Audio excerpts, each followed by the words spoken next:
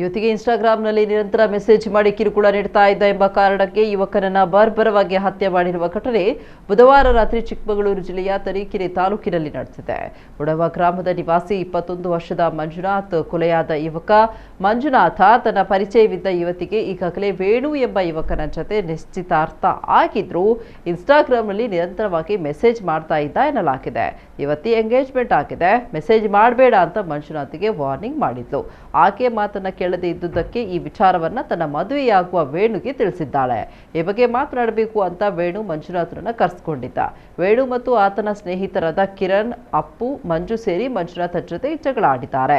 ಈ ವೇಳೆ ಮಂಜುನಾಥ್ಗೆ ಚಾಕುವಿನಿಂದ ತೀವ್ರವಾಗಿ ಇರಿದು 4 ಆರೋಪಿಗಳು ಪರಾರಿಯಾಗಿದ್ದಾರೆ. ಗಂಭೀರ ಗಾಯಗೊಂಡ ಮಂಜುನಾಥ್ರನ್ನ ಶಿವಮೊಗ್ಗದ ಮ್ಯಾಕ್ಸ್ ಆಸ್ಪತ್ರೆಗೆ ದಾಖಲಿಸಿದ್ರು ಚಿಕಿತ್ಸೆ ಫಲಕಾರಿಯಾಗದೆ ಮೃತಪಟ್ಟಿದ್ದಾರೆ. ಘಟನಾ ಸ್ಥಳಕ್ಕೆ ಭೇಟಿ ನೀಡಿದ ತರೀಕೆರೆ ಪೊಲೀಸರು ಪ್ರಕರಣ ದಾಖಲಿಸಿಕೊಂಡು ತನಿಖೆ ಆರಂಭಿಸಿದ್ದಾರೆ.